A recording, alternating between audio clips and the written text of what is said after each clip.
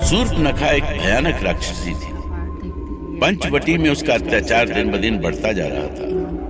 दंडक वन में रहने वाले ऋषि महर्षि उसके अत्याचार से सहमे हुए थे। फिर वो दिन भी आया जब शूर्पणखा ने श्री राम, लक्ष्मण और सीता का नाम भी सुना। उन्हें ढूंढती हुई वो एक दिन उनकी कुटी के पास पहुंची। वो उन्हें देखते ही कुचल देना चाहती थी, पर जब उसने अवध कुमार का रूप देखा तो उसका मन बदल गया। वो तो उस पर मोहित हो गई। इधर आओ लक्ष्मण, देखो वो बादलों के बीच घिरे पर्वत कितने सुंदर दिखाई दे रहे हैं। अनेकों रंग बिरंगे फूलों से उनकी शोभा और भी बढ़ गई है। हेमंत ऋतु में कैसा रूप निखर आया है इनका, तभी हेमंत को ऋतुओं का राजा कहते हैं। इसीलिए तो इस ऋतु में सूर्य और अग्नि के ताप भी अच्छे लगते हैं। अरे ये तो इधर ही चले आ रहे हैं। चमकता सांवला मुखड़ा, कमल जैसी आंखें, सुंदर शरीर। लक्ष्मण, ये कन्या कौन है? पता नहीं भैया, बड़ी निर्भीक दिखती है। लगता है कि इसे ये भी नहीं पता कि यहाँ राक्षसों का निवास है। चलो इसी से पूछते हैं। कौन हो तुम कन्या? इस भयानक वन में क्यों आई हो? पहले ये बताओ कि तुम कौन हो? राक्षसों के राज्य में तुम क्या कर रहे हो? देखने में तो तपस्वी लगते हो, पर कंधे पर धनुष बाण। मैं अयोध्यापति महाराज दशरथ का पुत्र राम हूँ। राम? ओ, तो तुम ही हो। ये तुम्हारे साथ गोरा सा पुरुष कौन है? ये मेरा अनुज लक्ष्मण है। पर तुमने तो अपने बारे में कुछ बताया ही नहीं कि तुम कौन हो, कहां से आई हो। और क्या तुम्हें राक्षसों से डर नहीं लगता? तुम जैसी सुंदर कन्या को तो वो देखते ही मार डालेंगे।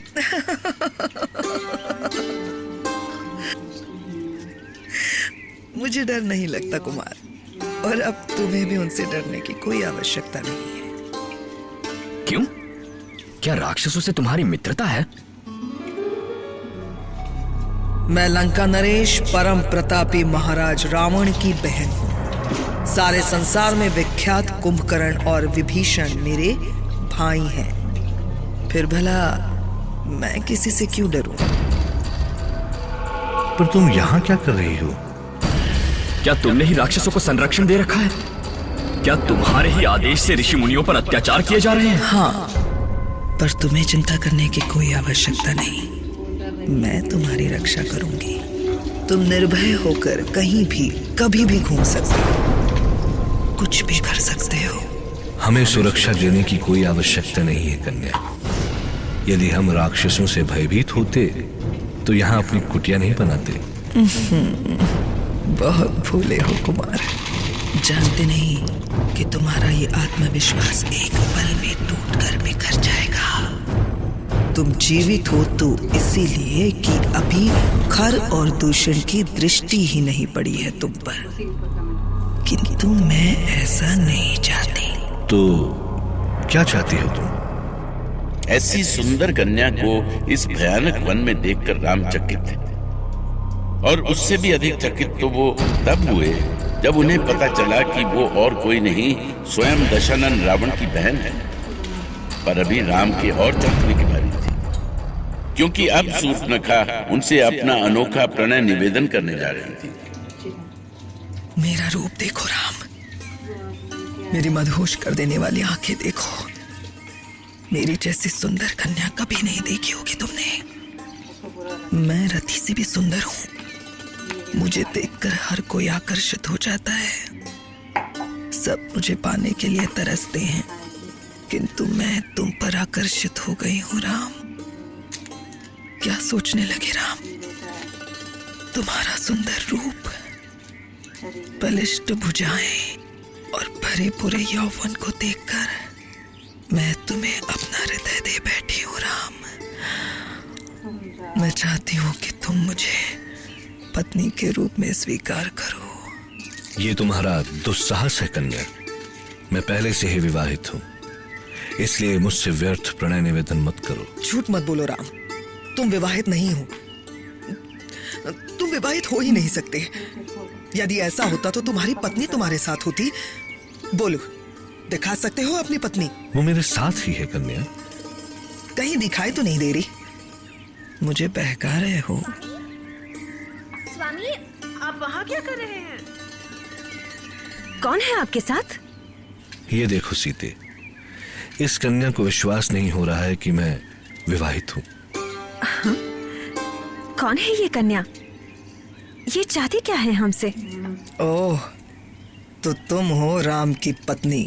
क्या तुम्हें कोई संदेह है?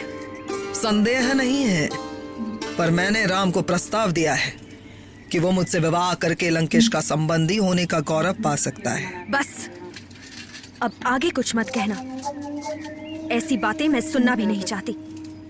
तुम जो चाहती हो वो असंभव है कन्या। हाँ, मेरा भाई लक्ष्मण यहाँ अकेला है। यदि चाहो तो तुम उससे विवाह कर सकती हो। भैया, ये आप क्या कह रहे हैं? ये खेल चलने दो लक्ष्मण, इसी से इसकी सच्चाई सामने आएगी। पर भैया, ओहो, तुम भी बहुत सुंदर हो लक्ष्मण। तुम्हें मेरी सुंदरता से क्या लेना है? लेना नहीं है लक्ष्मण, बल्कि मैं तो स्वयं को तुम्हें समर्पित करना चाहती हूँ। सुंदरी, तुम तो राजकुमारी हो और मैं राम का एक साधारण सेवक। तुम मेरी पत्नी बन भी गई तो भी राम की दासी कहलाओगी। फिर कैसा लगेगा तुम्हें? इससे तो अच्छा है कि तुम राम से ही विवाह करके उनकी छोटी भार्या बन जाओ। तुम जैसी रूपवती उन्हीं के योग्य है। मैं राम को यह प्रस्ताव दे चुकी हूँ लक्ष्मण, वो पहले ही मुझे मना कर चुका है। फिर तो मैं कुछ नहीं कर सकता शूर्पणखा। क्यों नहीं कर सकते? तुम कैसे पुरुष हो, एक स्त्री के प्रणय निवेदन का अपमान कर रहे हो? बस, मुझे जो कहना था मैं कह चुका। अब बार बार निवेदन कर तुम मेरा क्रोध मत जगाओ। प्रेम में क्रोध का कोई स्थान नहीं होता कुमार। तुम सुंदर और युवा हो और मैं तुम्हारे योग्य हूँ, इसीलिए मुझसे विवाह करके इस वन का जीवन सुख से बिताओ। तुम यहाँ से जाती हो या मुझे कुछ करना पड़ेगा? अरे अरे, तुम तो सचमुच क्रोधित हो रहे हो। तुम्हें नहीं लगता कि मुझे अपनाकर संसार में तुम्हारी प्रतिष्ठा बढ़ेगी?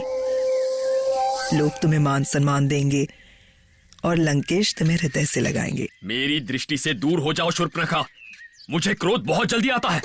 मेरे धीरज की परीक्षा मत लो। तुम एक सुनहरा अवसर गवा रहे हो कुमार। तुम नहीं जानते कि मैं तुमसे बलपूर्वक भी विवाह कर सकती हूँ। जाओ शूर्पणखा, चली जाओ यहाँ से। मेरा क्रोध भड़क रहा है, उसमें और घी मत डालो। ठीक है, अब मैं राम से ही विवाह करूंगी, पर उससे पहले उसकी पत्नी सीता को मारूंगी। तब तो ना नहीं कहेंगे ना वो। क्रोध से भरकर शूर्पणखा सीता के पास पहुंची और आंधी की तरह उन पर झपट पड़ी।